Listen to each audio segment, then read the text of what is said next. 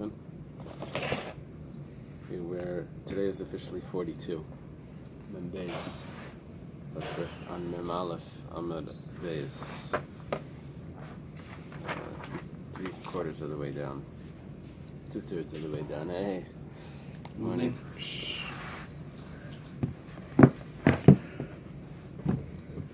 I saw Menachem. I said, your father comes to the shir. He says, yeah, you really shouldn't be doing that because Chabad doesn't learn Daf Yomi. I said, look, on Yom Kippur, they have to do tshuva for something. So he said, so let him learn Daf Yomi just on Yom Kippur. He's doing it the whole year. Okay. We're up to 42, and it's a Tana Rabbanan. It says, 41A. 41B. It says, Tana Rabban, Kama chutin hunaisin. How many strings do you put in the tzitzis? Bishamai Imrim Dalet. Bishamai say that you put in 4. Bisulam Gimel. Hill says that you put in 3. Now, Taisvus discusses Bishamai's reason is pretty clear, because it says in the pasuk Gidil. Gidil means like a braid. So you can't, or like a twisted thing. You can't do that with only one, so you need to have at least 2. But then it says Gedilim, so that means 4. That means 2 Gedilim, and two twos, so that's 4. That's easy. The only question that we have with Beishamai is, what does he mean that you have 4? 4 what? Does he mean 2?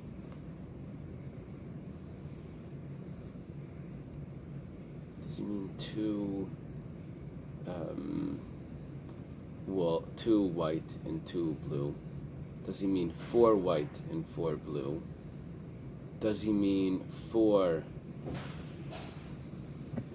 that you put in and then fold it over, which means 8? Or does he mean that folded over it's 4? And if it's 8, then is it 8 that's really 16 because you had 4 white, 4 blue, and 4? It's very confusing. Taisus discusses this. Beis Hillel is worse. Beis Hillel, because how do you get 3? So it says Gedil means 1. Gedil, according to Beis Hillel, possibly means 2, because Gedil is something that's twisted, or so it's 2. Plus it says in the pasuk Psil. Psil means 1 thread, so that would be the 3rd one. Then Rabbi Tam brings that Gedil in Aramaic is Avos. So Avos is a real braid. A braid is 3. Like Anafit Avos, like the Hadassim and Sukkos. You need to have 3 leaves, right? It's like a braid. It needs to have 3. But he says it's many. Beis Hillel says not because it's many, because a braid. How do you have a braid with 1 thread, and with 2 it's just a twist?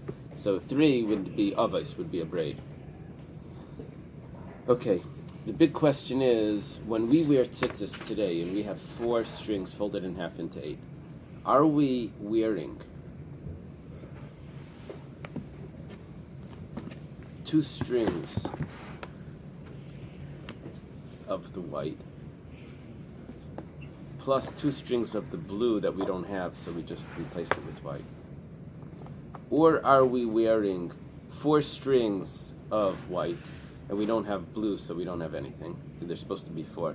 It's all dependent on how we learn this machlekes Beishamai and Beis Hillel, what's going on. What are we doing with these 4 strings? It could be that according to Beis Hillel, when he says that you have 3, what he really means is that you have 6. That means 4 strings according to Beis Hillel. It's 3 doubled, right? It's 3 doubled, which is 6.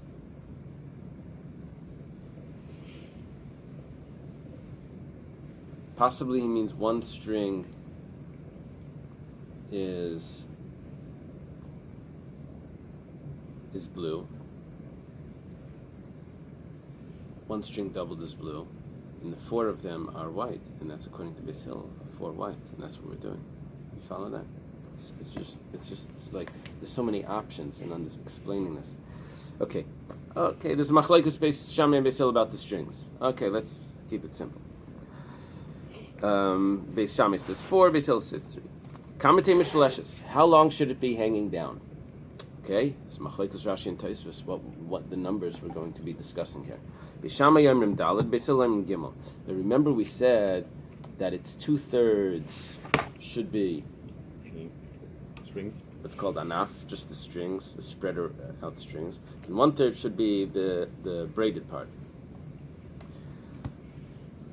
What are we talking about here? Beis Shammai says it should be hanging 4 fingers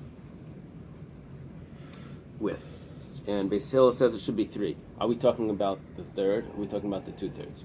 So Rashi says we're talking about the 2/3, and Tosfos says we're talking about the third, which means that according to Beis Shammai, if it's 4, it really is 12, because it's 1/3. It's 4 plus 8, right? Because you need the 2/3 hanging down. If it's according to Beis Hillel, it's 3 plus another 6. But according to Rashi, what we're saying here is that Beis Shammai says 4. That means it's really 6 because you have the upper part, which is only 2. You follow? And according to Beis Hillel, it's really 1.5 on the top because it's 3. Right? Mm-hmm. The bottom part is the double of the. Okay. The Gimel should be Silaimim. This that Beis Hillel says that you have 3 fingers hanging down, how long the tzitzis are hanging down, is Achas mi'arba b'tefach shel kol adam. It's 1 quarter of a tefach. A finger is a quarter of a tefach. Tefach is like this, the finger is a quarter. Amar Rav Papa. Rav Papa explains. Tefach d'oraisa. A tefach according to the Torah is daled begudal. It's 4 thumbs. Talking about a thumb, it's the width of a thumb. So 4 thumbs would be the size of a tefach. Then he goes on and he says, Shis Biktana, which is 6 pinkies, which is Chamis Betilsa, which is 5 of the first fingers.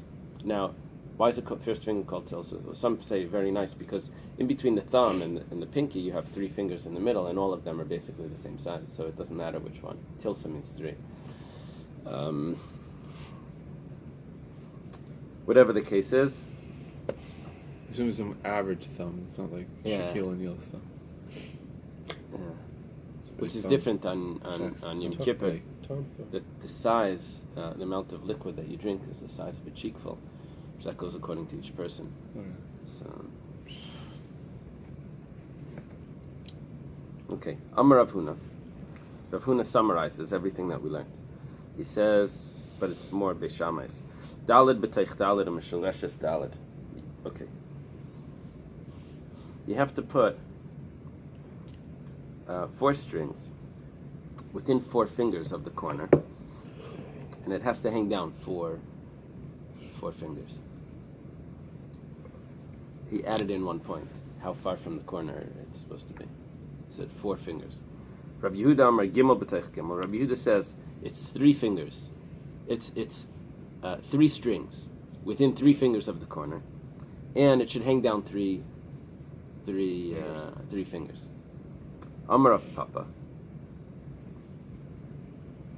Rav Papa says Hilchasa is Dalid b'teich shalosh u'mishaleshes arba. Rav Papa has like a mix between the opinions here. Rav Papa's many generations after Rav Huna and Rav Yehuda. Rav Huna and Rav Yehuda are 2nd generations. Rav Papa is like 6th generation or 5th generation. So he says that there's 4 strings. You have to put it within 3 fingers of the corner. So if you take the corner, notice it's not at the end, right? It's not at the end. It's 3 fingers, within 3 fingers. Yeah, let's do it like that. It's within 3 fingers of the corner. It's really 3 thumbs, but so which is a little bit bigger, right? So 3 thumbs of that. So and how much should it hang down? It should hang down, according to Rav Papa, 4 fingers. So it should hang down. Let's say we're dealing with that. It's much larger. It's much larger than 4. And then, but this would be 8 if that's how we do it according to Tosfos. Rashi says this is 4, which means this is only 2. Right. That's really challenging. Well, Rashi says you have 2 knots at the beginning and 3 knots at the end, and the whole middle is either 7, one of whichever one you want, 7, 11, 13, whatever, 7, 8. In between 7 and 13. Okay. Gemara asks, "Remember this lushira?" It sounds like you're saying that there's a measurement to the tzitzis. How big they have to be for a minute. It's a minimum measurement. You know everything. See, this chair is empty. For a minute. Tzitzis. When it says tzitzis, ain't tzitzis eliyaitzi. Tzitzis means something that sticks out, hangs off. Ain't tzitzis elamashu. And tzitzis only have to be the smallest amount. Kvarol zikni beishame v'zikni beisil laliyas is supposed to be Yonasan ben Beseira. They went into his attic, and over there they were discussing Torah v'amru tzitzis ein lashir. Tzitzis has no measurement. Ki yotzibay, similar to this. Lulav ein b'shir. The lulav has no measurement. Isn't it nice? It tells us the laws of lulav. Just for us. Anyone getting the lulav today? I already got it. No, got it yesterday. You got it yesterday. So we should have learned more yesterday. This was yesterday's page. So what's the shear for the lulav? It says there's no shear. My lav ain't la shear klal. It must mean that there's no shear. Any size you want. Where it says loy, no, that's not the pshat. What does it mean? Ain't la shear l'mayla. There's no shear how big it could be. You can have a lulav that's sticking through the downstairs. You can only keep it downstairs in the center of the shul. You can't keep it in the aval yesh la shear lamata, but there is a minimal shear. Eily temahachi. Actually, it's referring to the tzitzis here. And now it's going to go back to the lulav and say, because if you don't say that, if you're going to say that a lulav ein lashir, when you talk about the lulav that we compared to the tzitzis, what does it mean? There's no measurement. Hachinami dein lashir klal. We're going to say that there's no measurement at all. V'hatanan, but we have a mishnah that says lulav sheish begimel tvachim, a lulav that has 3 tvachim, 3 handbreadths. Kedei lenanea, by in order to shake it. Actually, what the Gemara in Sukkah says is ukedei lenanea, by and 1 tefach to shake. So it actually means 4 tvachim. So the Gemara edits the Mishnah there. Ella ein leishir l'mayla v'l yesh leishir l'mata. It must mean that there's no shear how large it could be, but there is a minimal shear. It needs to be at least 4 tvachim. When we say 4 tvachim in the lulav, referring to the spine of the lulav. The spine means not the leaves that shake. So. How do you change the water? So chinami en lishir l'mayla v'yesh leishir l'mata. So too, there's a shear. There's no shear on how big the tzitzis could be, but there is a shear on the minimal size of the tzitzis. Rashi points out. So what are you talking about? We said that there's even if they snap, it's okay. We said yeah, but there still is it needs to be that little amount. Okay. We're referring to when you make it, there's a size that it's supposed to be when you make it. Tanrabanan. The rabbis taught, tzitzis ain't tzitzis ela anaf. Tzitzis is separated strings. And it also says in the pasuk that he grabbed me by the locks of my hair. It's referring to Yecheskel. He carried me between the heavens and the earth. He brought me to Yerushalayim. He showed me the entranceway to the Bais Hamikdash. This was Yecheskel's vision. One of his visions, not his. This is the temple. Rabbi says that you have to separate the strings. You take the strings, you have to make sure that they're separated. They shouldn't become tangled. They have to be separated here, like the hair of an Aramean, which they would somehow, they must have had braids, like dreadlocks, and then at the end it would like puff out, like it would be separated at the end. So, the style. Yeah, somebody has to grow it. Jeff, you show it how it's done.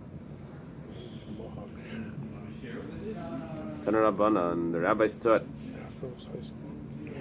Hitil ala keren. Let's say you put the Your poor tzitzis Your poor mouth. on the actual corner itself. Your poor mouth. The very, very tip of the garment. You put the tzitzis at the edge, mamish at the edge. Oyala gedil. Or you put it on the gedil. There's two interpretations what the gedil is. The gedil is either there's a little hem that they sew to make it sure that the weave doesn't separate, because the bottom one could just fall right out if there's no hem there. So if you put it on that hem, right on that it's a little piece of thread that they put at the end to make sure that it doesn't undo. The other interpretation is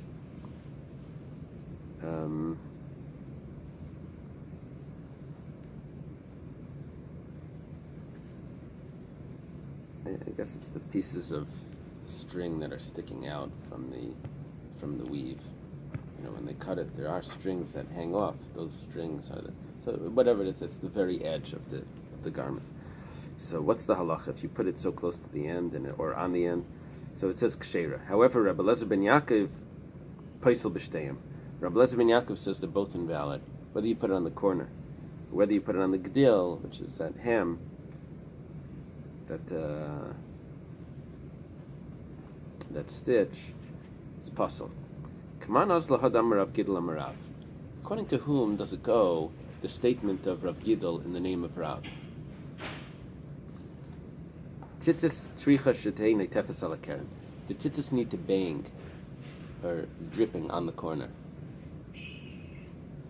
That means that it's above the corner, and the tzitzis are knocking against the corner. So when you have the tzitzis, it's hanging like this, and it's banging down on the corner, right? According to who does that go like? It must be, as it says, shenemer al kanfei v'gdam, that it's on the corners of the garments. How do you see from that pasuk that it needs to? Let's take a look soon. Come on, Rabbi Elazar ben Yaakov. It must go like Rabbi Elazar ben Yaakov. Why? Because he says that it has to be raised above the corner, and then it would hang down onto the corner. How do you see from this pasuk? It says al kanfei, not big kanfei.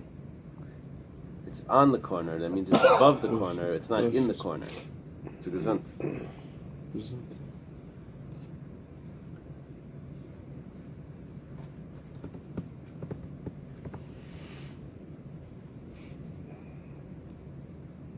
Okay. Amar Rabbi Yaakov, Amar Rabbi Yochanan. Rabbi Yaakov says in the name of Rabbi Yochanan, V'tzarech sheyarchik malay kesher gudal.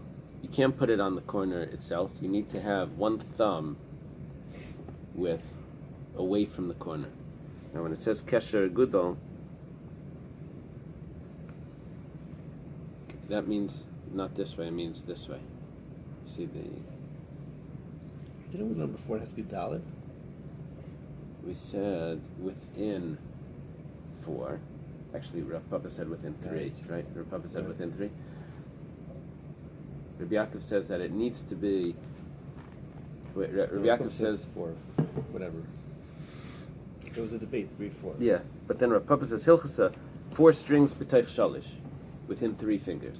No, but wasn't the first opinion Gimel Mishlesh was Gimel? Yeah, that's Rav Huna. So what? Oh, that's Rav Yehuda, right? Didn't you say that meant 3? 3 strings. Three. It has to be 3 in from the baggage. Yeah, 3 strings. Did we say it has to be, or it can't be more than that? We're gonna find out now. Okay. So Gemara says that the Itzrichter of Papa, the Itzrichter of Yaakov. We need both opinions, both what we said before and what we say here. Why?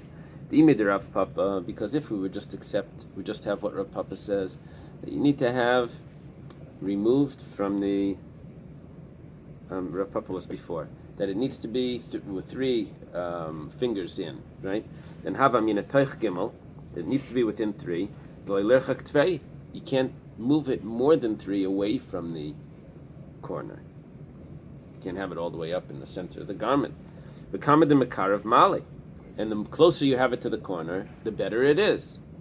See, it's Shechter Rabbi Yaakov. Rabbi Yaakov needs to come and tell me that it can't be within 1 thumb of the corner. The imid Rav Yaakov, if it would be Rav Yaakov, so have a mina malay kesher gudel d'leila karv tvei.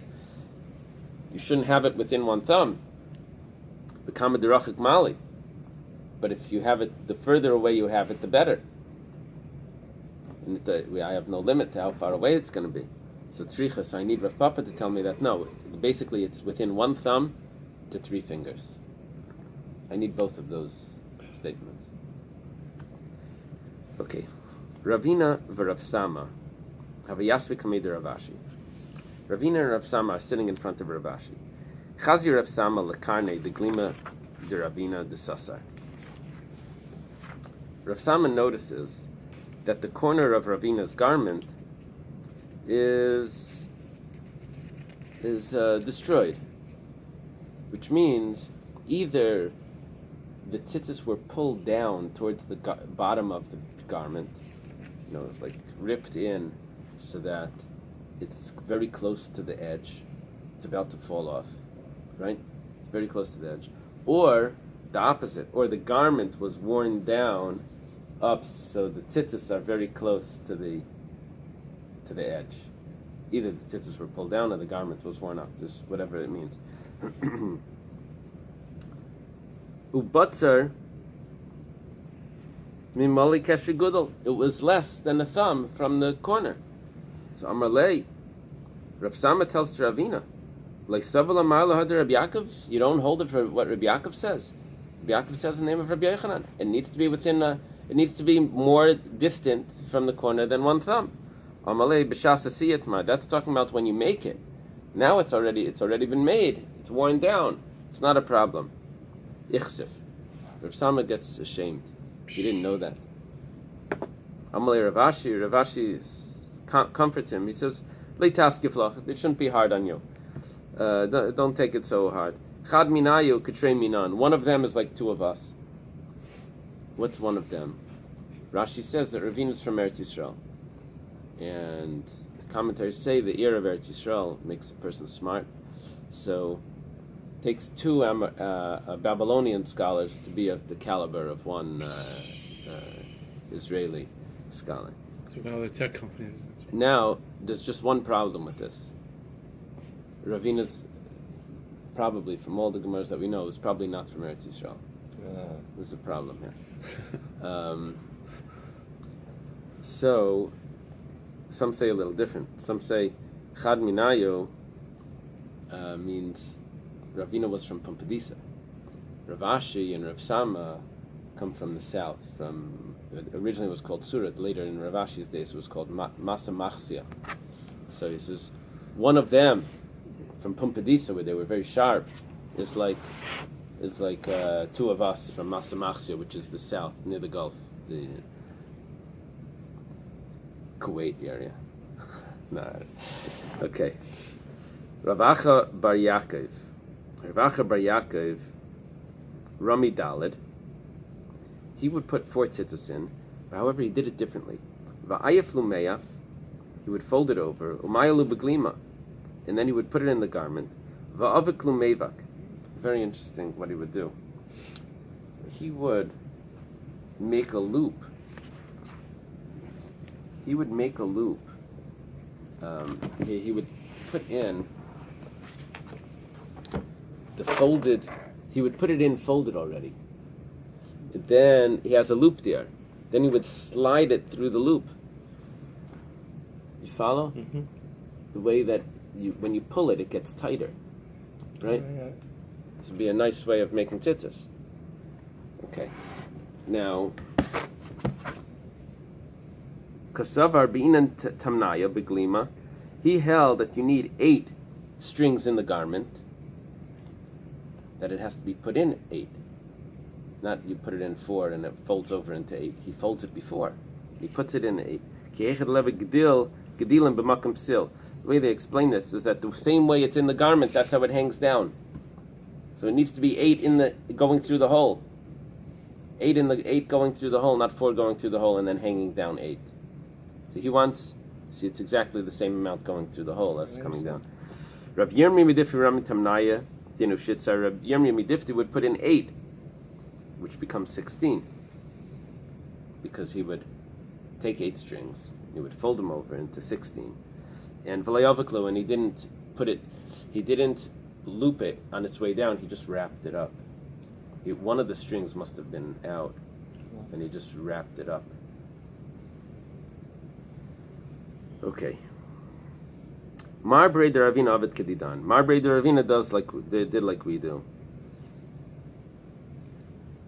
Did like we do. Okay. Which is, Rashi says, he puts in 4 strings, and he folds it over into 8, and then he wraps that afterwards.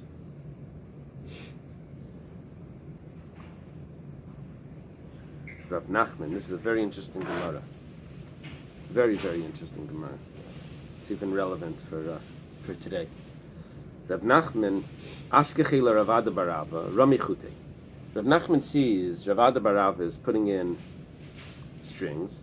The Kamavarich Lasis Tzitzis. He's making a bracha while he's making it. He's making the bracha, to make the Lasis Tzitzis, to commanded us, sanctified us with his mitzvahs to make tzitzis. Amalei, my tzitzis shemana. What's this tzitzis I'm hearing? I'm hearing tzitzis. Like, what are you saying over there? He's telling him, you're not supposed to be saying a bracha. Why are you saying tzitzis? Hachi Amar Rav. Rav says, tzitzis ain't tricha bracha. You don't make a bracha when you make tzitzis. Kinach nafshi de Rav Huna. When Rav Huna passed away, Al Rav Chizda came into the Bais Medrash.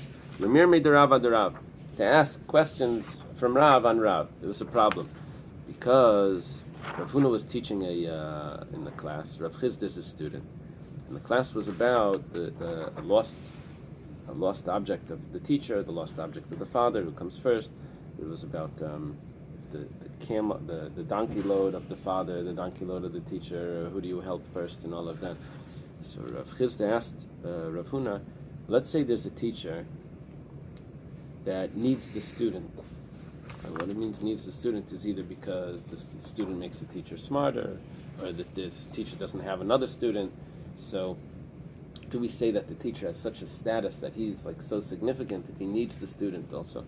So Rav Huna understands that Rav Chizda is referring to him, and he tells Rav Chizda, I don't need you at all. It makes a comment. Anyway, apparently it was a mistake. It wasn't what Rav Chizda meant. It wasn't what Rav Huna meant. But because of that, Rav Chizda didn't go to the Bais Medrash of Rav Huna for, I think it says 40 years. He boycotted. Huh? He boycotted. But yeah. Each one fasted for atonement. It was this story. But anyway, after Rav Huna passed away, Rav Chizda's back. And Rav Chizda's there. He's asking questions that. So the question goes like this: Umiyam Rav, tzitzis ain't tzricha bracha. Does Rav say that you don't have to make a bracha when you make the tzitzis? Well, Amar Rav Yehuda Amar Rav, but Rav Yehuda has a statement in the name of Rav. Basically, we've had 3 students of Rav the whole time. We have Rav Yehuda, you have Rav Huna, and Rav Gidl. So far, that's basically those 3 are the main ones.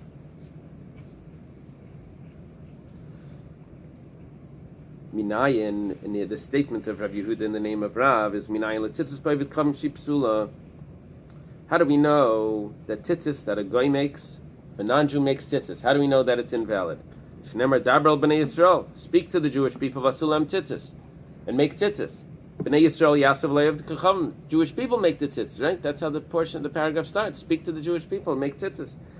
B'le'av kacham yasav. The non-Jews shouldn't make tzitzis. Okay. That's Rav Chizda's question. The Gemara says, "My Rumya, what's the problem? You don't make a bracha and Goyim don't make it. Why is that a contradiction?" Rav Yosef. Rav Yosef explains. Ksavar Rav Chizda holds, Kol mitzvah he thinks that Kol mitzvah sheksher b'ayvit kichavim, any mitzvah that a non-Jew is allowed to do, the Yisrael ain't tzarich levarich. When a Jew does that mitzvah, he doesn't say a bracha. In other words, anything that a non-Jew can do, so the Jew's not going to say, you sanctified us with the mitzvahs, because Goyim can do it as well. You don't say a bracha when you make it. But Kol mitzvah shepsula b'avid kechavim. Any mitzvah that a non-Jew is not allowed to do, so b'Yisrael tzarich levarich. A Jew should make a bracha. He sanctified us with his commandments.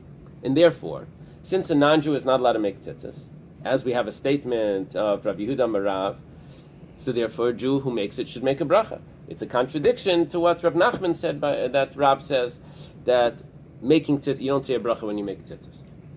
The Gemara asks, is this a rule?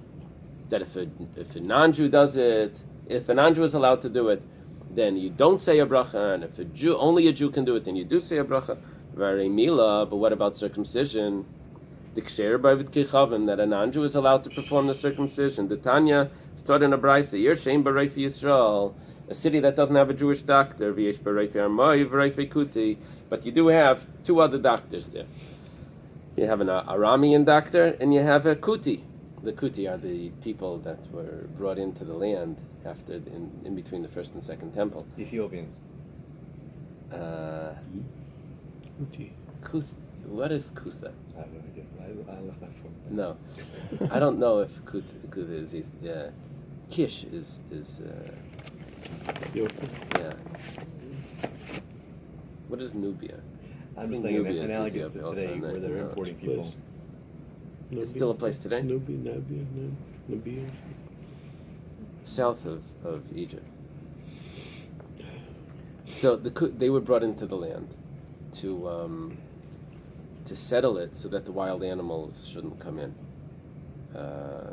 If the land is left uninhabited, so the animals come in, and so they brought to settle. The problem is these animals were eating them, lions. Yeah. So they brought in scholars to help them study Judaism, so that they should be able to practice, because they understood that it was, if you don't keep the Torah in the land, they get devoured by the animals. So they converted. The question is, were they real converts? There was a discussion: is it considered? Was it a real conversion, or were they just converts because of the lions? And then later on, they found an image of a bird on top of their mountain that they were really worshiping. So they became considered non-Jewish after that. But if you have an Aramean and a Kutian, the Samaritans, they caused problems during the Second Temple. Yimal Aramoyev al Yimal Kuti Divri Rabbi Meir. Better to have the Aramean, the non-Jewish one, than the Kutian, the Kuti, do the circumcision. But you see, you can use a non-Jew. Rabbi Yehuda Imer Kuti b'lay Aramoy. And Rabbi Yehuda says no, the Kuti, but not the Aramean. So there's a discussion who's better. Yisrael tzarich levarich. However, you can use a non-Jew, and a Jew who doesn't make a bracha. The Amar Mar, the master said, Hamal, someone that does the bris, the one that's doing the circumcision, Aimer Baruch Hashem Kedushan, Mitzvah Tzivanu Ala Mila, says a bracha. So we're